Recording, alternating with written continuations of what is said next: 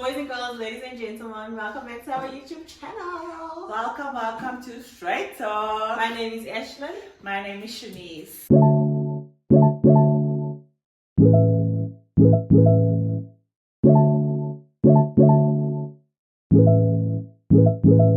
And today we're going to be talking about, as promised from the previous video, I hope you watched.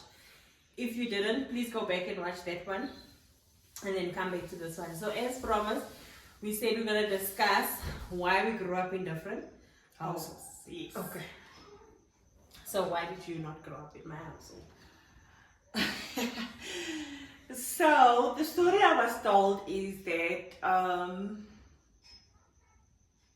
what was the story? Yeah, Ashlyn was born, and So don't make me the reason. Okay, so basically I was an unplanned pregnancy, and because it happened so quickly after she was born, my aunt offered to take her in and be like, let me help you guys out, let me take her and raise her while you guys deal with this new unexpected baby. so why did you say I mustn't make you? But it is You because just said because Ashlyn was born. yeah. Okay, anyway. So that's the reason why. Yeah. Okay, so then she went to stay with my aunt and she grew up there, and I stayed with my parents and I grew up at home. Yes. Okay. So what do you wanna discuss first? Okay, so like we said, we're gonna discuss how our upbringings were. Yeah. Okay. So I think, just to give you guys perspective, I didn't really know. Like I said, like if you didn't watch the previous video, please do yourself a favor. In the previous video, I mentioned that you would always go out with mom or be with them, my family gathering. Yes. And I would always stay home.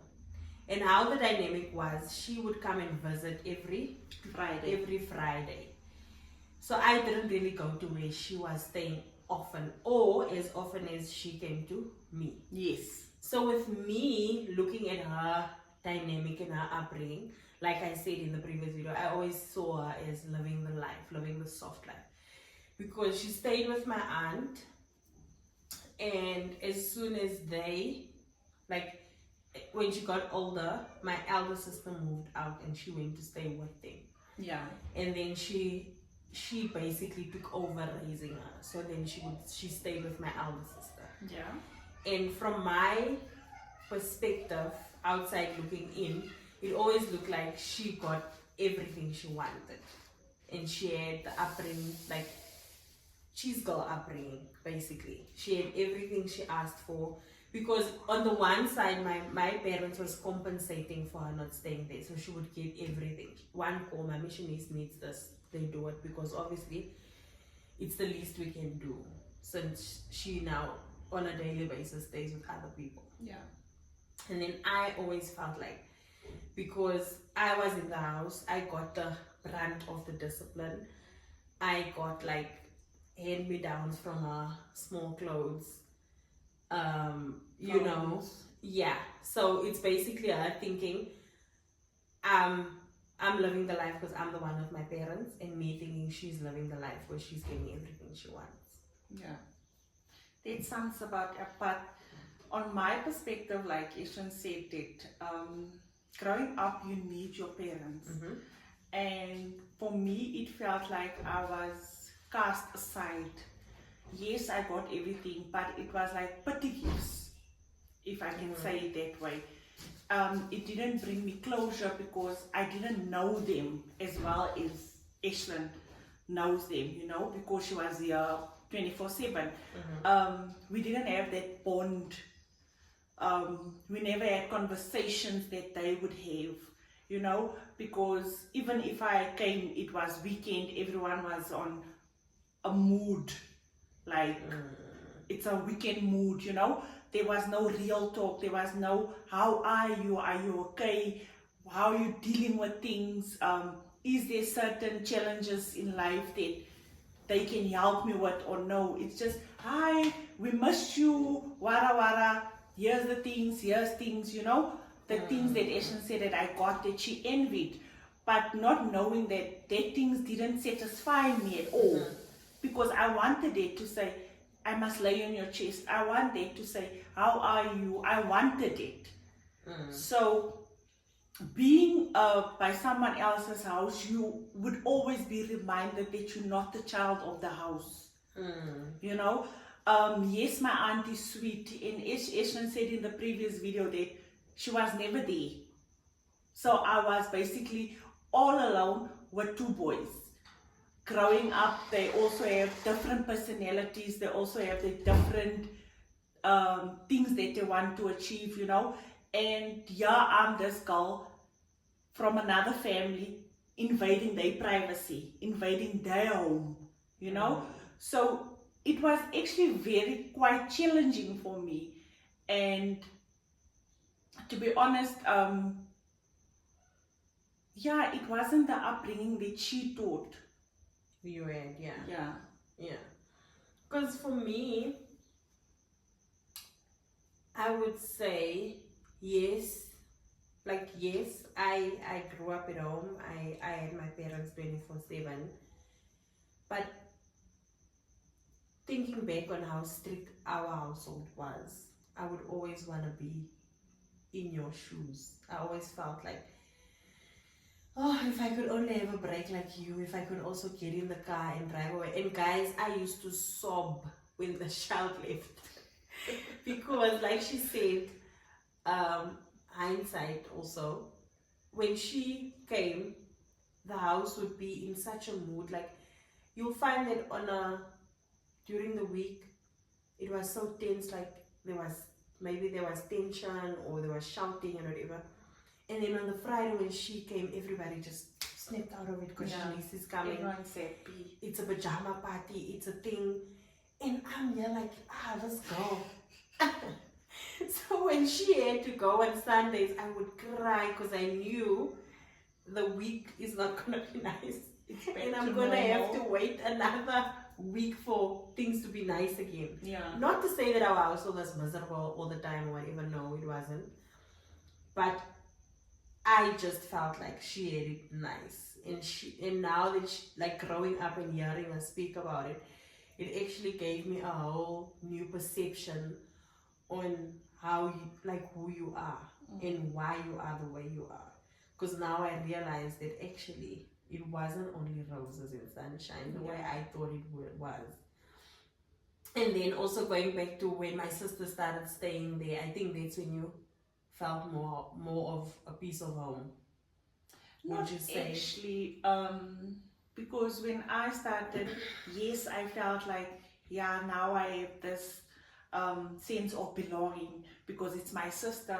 But I think it was 2 or 1 year into living with her where she felt pregnant.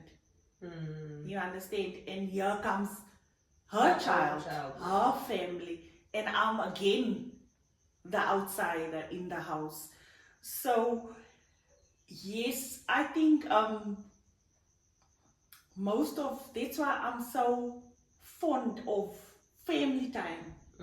You know, that's why I'm so fond. But I always say, if you don't have money, if you don't have the material things, rather just be there, rather just spend time with your family. Because I saw most of the time when I was there alone, I would see my aunt and her family, I would see Dawn and her family, you know.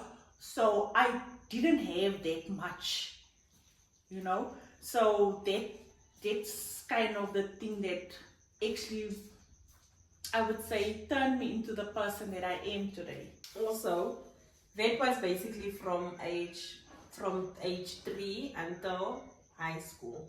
High school, you came home and you stayed at home from grade 8 when you started. Did you? You did.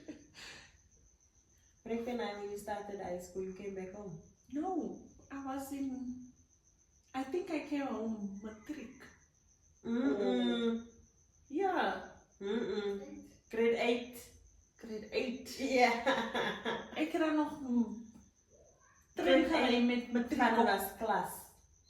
Only because you had to go to confirmation class. Oh, okay. En ek het ook nie train taxi for confirmation. Okay, yeah. So I came back home at 8, grade 8, right? But did it feel like you're okay, guys? Also perspective. By the time she moved back home, I think my father had passed away already. No, he passed the next year. The year after. Yeah. So you were home for a year and then he passed away. Yes. But also in that year he wasn't home. He was in hospital most of the yes. year. Yes, and I think by then, I think what was done was done. He tried his very best at that last year to make up for lost time, if I can say that. But I don't think it was actually amends were made.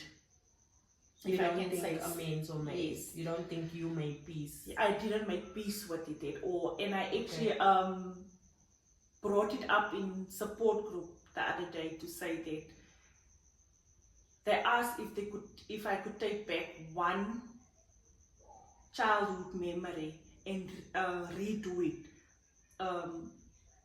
Like, how can I say, if there's one memory in your childhood that you would like go back and redo the decision or the thing that you made, and I actually said I would actually go back and fix how the impact my father had on my life, if it makes sense.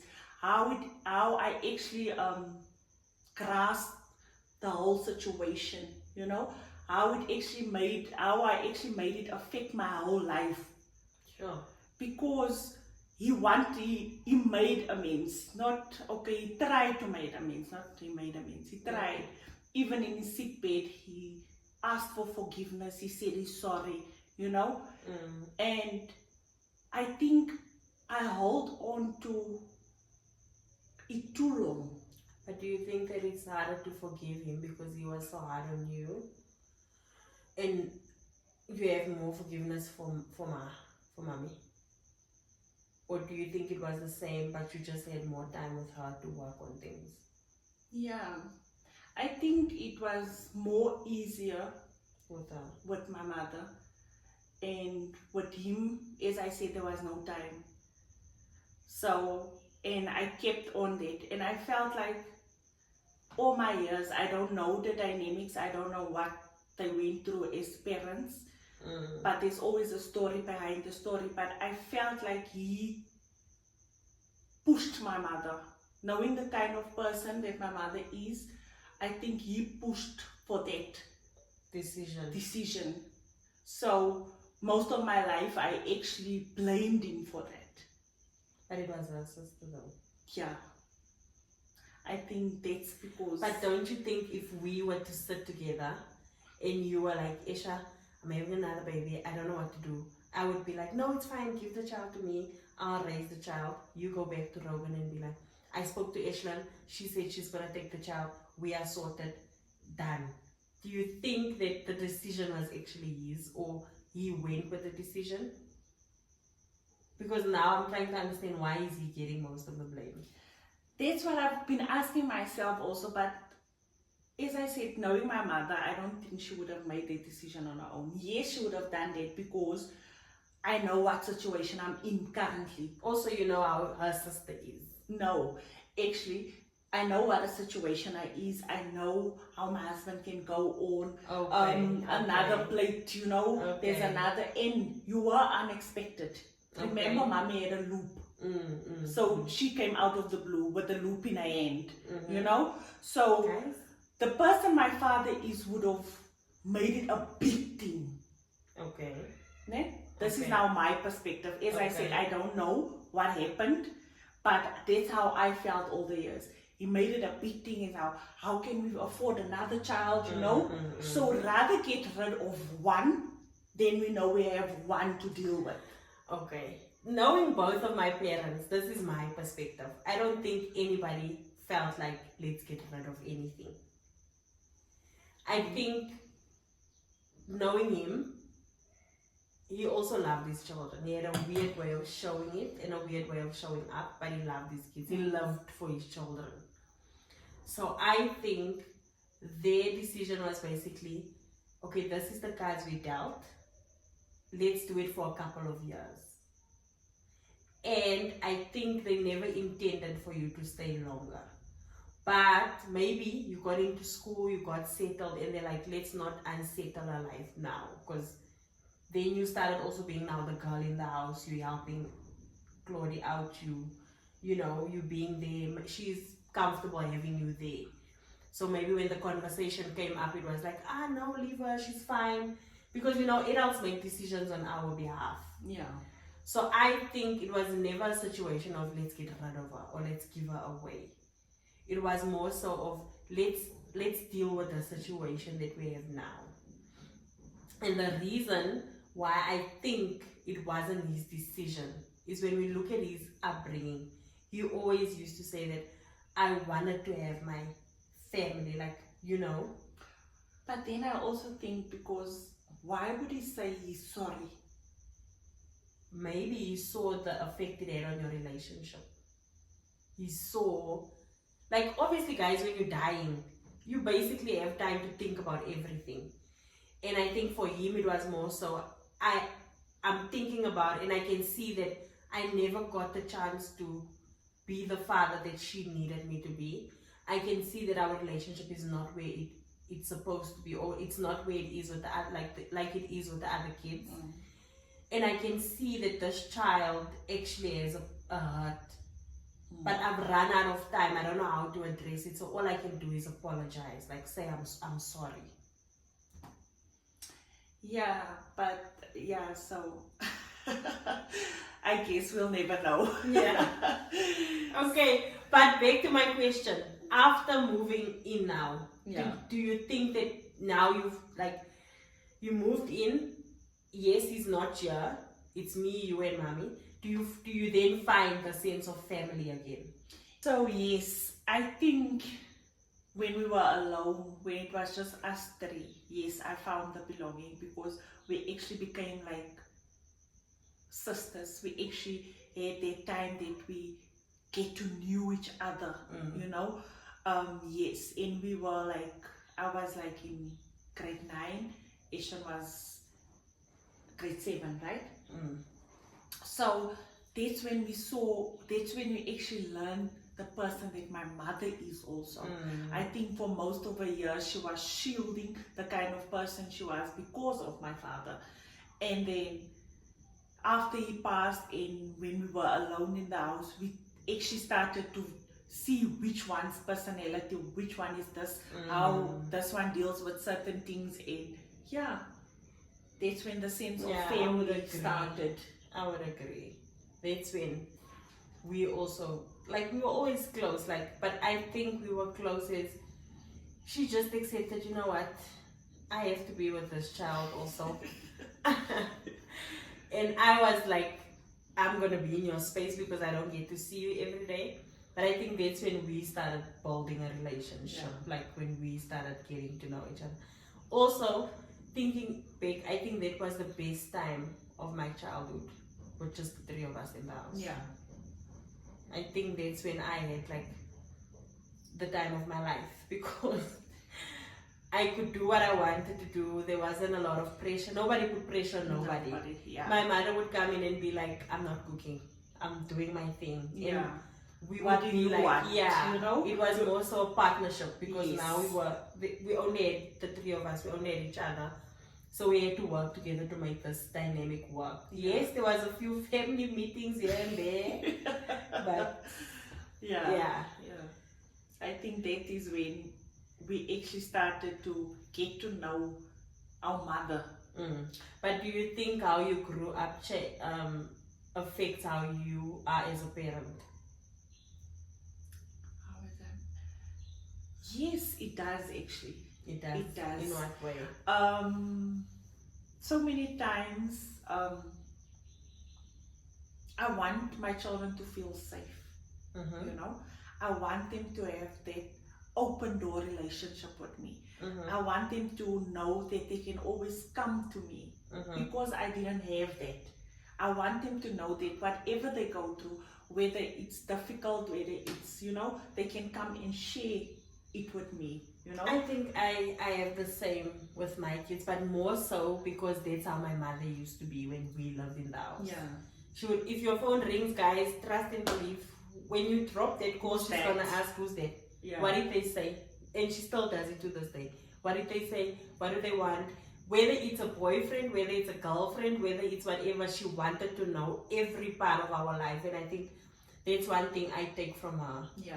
And that's one thing I learned. Like, I want to be a part of my kids' life, like everything, because I also feel like it makes your bond stronger. Yeah, and it also protected us from a lot of things. Yes.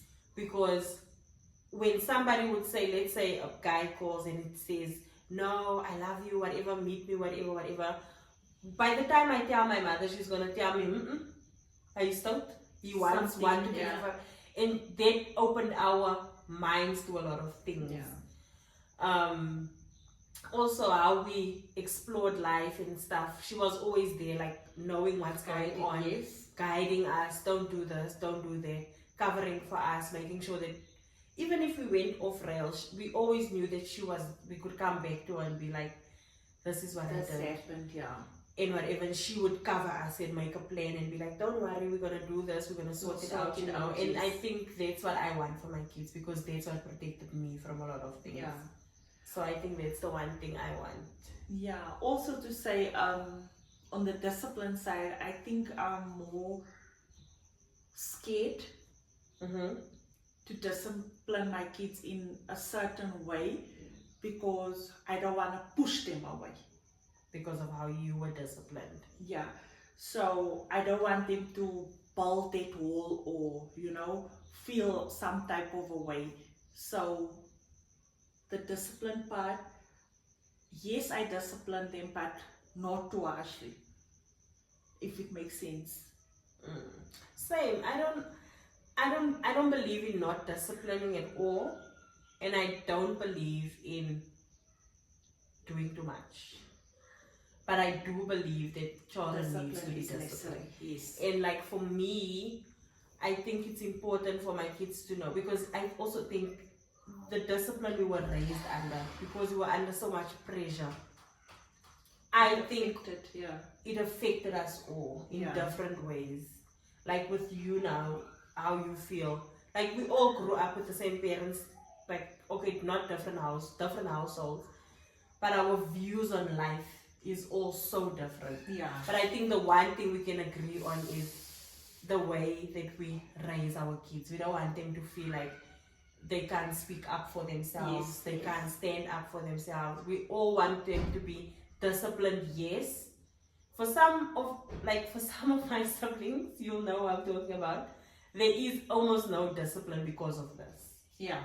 But I don't want to be the one that has no discipline because of how we were raised. I want them to be disciplined, and I want them to be responsible. Yeah. Also, we don't want to inflict too much of discipline. If I can share the story, we once had a session with my father, and that was now his kind of discipline in making myself and Ashlyn more stronger. And he would like kick and smack and, you know, like he's playing more like self-defense, you know. Yes. But then if you cry, then he would get angry and hit you harder, because he would like, no, you have to stand up for yourself, you have to be tough, you know.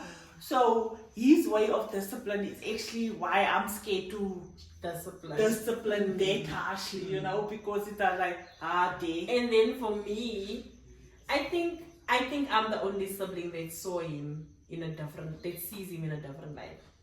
Because for me, that type of discipline, I feel like made us strong. Yeah. To a point where I sometimes have to tell my husband, like, I'm sorry if I seem too independent. Like, if I fix things around the house, I'm the type of person, I'll fix the globe. Yeah. I'll screw you know. And I always used to tell him, like, sorry, that's just how I was raised. Yeah. You know, I'm not the, save me type of girl. I'm gonna save myself, and I think that's something all of us have. Yeah. We don't rely on anybody to save us. Yes. We're gonna save ourselves. Yes. We are independent, and we are hard almost in that way. That's what I wanted to say. I think that is one of the things that we can also say. our upbringing gave us the Survival independence. tools. Yes, because that's one of the factors that all of us have, that we don't want to be reliant on someone. Rather do it yourself and know it's done, and not have someone say, yeah, ma, I had to do this for you, or I must do this for you. So yeah. Or feel like you have to be saved in any way. Like, Yeah. we are the type of people, if you need someone to build a house, we'll figure a way out. Well, I am Together we will. Yeah. So Yeah. yeah, I think that's what I want my kids to learn. Yeah. Because I also think kids nowadays, if you don't discipline them, they become helpless. Yeah. They They can't become help themselves. They independent. can't think Yeah. on their feet. And I think that's one thing you always used to say, like, you must be altyd gesê, dink net soveel soos jou neus. Yes. And in translation, it's like you only think as far as your nose is. Yeah. You must think outside of the box. Further, You must yes. look at a different situation, like solution. And I think that's the one thing I would say benefited us, because we can make a plan. Yeah.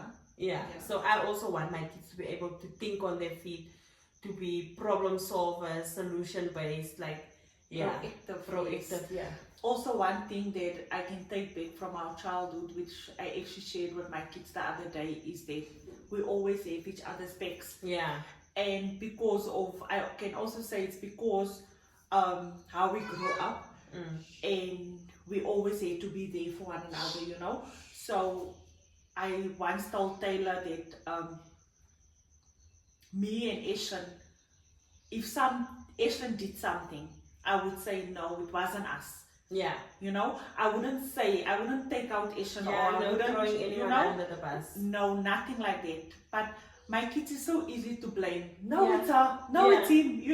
So I was like, the bond that myself and my siblings had, we can say We protect we each other. protect each other, no matter what. It was never us. And that's also what mommy used to do for us. My mother used to do that, to say, it's me, it's not them. Yeah. She'd rather put herself in the firing Mm. light than to blame one of us. And I think that is one of the things that my kids lack. Yeah. And that's one of the things that I'm actually trying to learn them, to say, you must always have each other's back no matter what. Yeah. Even if it's against me, even if it's against your father, even if it's against someone else outside, but have each other's back. Because blaming someone or just pointing the next one, it's like, Yeah. where is the... I always say, like, it doesn't matter where we are in our lives, like where we are in our relationship. I know for a fact, if anyone wants to come at me sideways and I pick up the phone, my sisters will be there. Yeah. I know that if the police had to lock me up, my sisters will be there. Yeah. And they will find a way to get me out of it, because that's how we were. We always protected each other. We always stood up for each other. We always fought for each other. Yeah. And it's like, we'll ask questions later. I'm going to Yes. protect you Yes. first. I'll find out later that actually you were wrong. And then we'll be like, hey, maar je was verkeerd. But still, We did it, yeah. Yeah.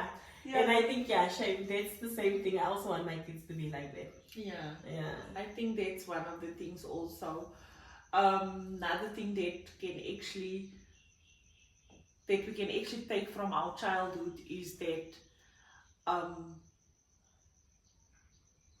that we are a loving family, man. We are a loving family. Yeah. We are a loving family. Yeah. It's the same that we're always there for each other, but we love each other so much. No Yes. matter what happens, Yes. we are always there for each other. We can always talk to one another. We can always, forgive one another. Yeah. Sometimes, going back to upbringing, guys, we were raised in a way that you can't be angry for longer than a week, because then there would be a meeting, or my mother would come and she would beg you to forgive, to the point where sometimes, even if you weren't ready to forgive, you had to forgive. Yeah. Because we were raised like we don't keep grudges, or we don't. Sometimes the most hurtful things would be done, because as sisters, obviously, Yeah. there's fights, There's always fights. there's arguments, we say hurtful things to each other, we fight or whatever. And I remember there was one fight in particular where one of our sisters did stuff in the house, and it was very hurtful, and I cried, and I told my husband, who was my boyfriend at the time, I'm so sick of forgiving all the time. But my mother would always come and say, guys, it's been 3 weeks, it's been 2 weeks, you haven't spoken to this person, your sisters, you have to make peace, you have to move on. I think that also in my personal life is the reason why I don't keep grudges today. Yeah. Like, people would do things to me, and yes, it would hurt me and whatever, but I'll be like, it's fine, tomorrow I'll just treat you the same way again. Yeah. And I found people, even in the workplace, saying, but how can you so easily look over things or look past things or forgive and whatever? I had the same question, That is basically because of how we were raised. Yeah. I think I had the same question to say, how can you let things happen to you so often or after each other, and you just forgive and forget and move on? Sometimes that's the one thing. As much as I'm the same, I forgive. I think I take longer to forgive compared to. And it's the one thing that frustrated me about her. It's like, Yara, can you not? Please, man, And she would always forgive and forget and forgive and forget. But now I think it's actually one of our strongest traits. Yeah. Because it's something people struggle to understand. And getting more spiritual now, it's like, when you hold a grudge, you're actually hurting yourself more. Yeah. And we have become so accustomed to letting go of grudges that it's like, it's a natural thing. It's like, you know. Forgive, just move on. Yeah. So, we might have been brought up in different households, but I think most of our core aspects or values in life has been taught from our parents, and it made us the women and the mothers that we are. Yeah. And I think at the core, as much as the previous video we said how different we are, this just shows that at the core we are actually the same. Yeah. And that's something to be celebrated. Okay, so to end this video off straight, what are you being straight about? And what are you being straight about? What am I being straight about? What did you say previously? What are you handling straight on? Tackling straight on. What are you being straight about? Yeah. What are you being in your life now? Right now in your life, what are you being straight about?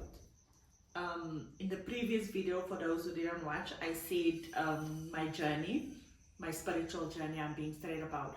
What I'm being straight about now is... you answer. Okay. What I'm being straight about now is holistic well-being. I'm being straight about taking care of myself and my mental health, taking care of my body. Doesn't matter what it looks like. If it means losing weight, if it means gymming, if it means whatever, I'm being straight about that. And I'm no more gonna be shy away from it or make excuses. I'm being straight about it. Okay. So what I'm being straight about now is improving my life, bettering myself. Yes, I have achieved the kids, the husband, the wife, but now I'm straight about me. Getting where I want to be as a person, as Shenise, and not as a mother, not as a wife. That's what I'm straight about. Love that. Comment down below what you are getting straight about this week. Hope you enjoyed this video. Bye.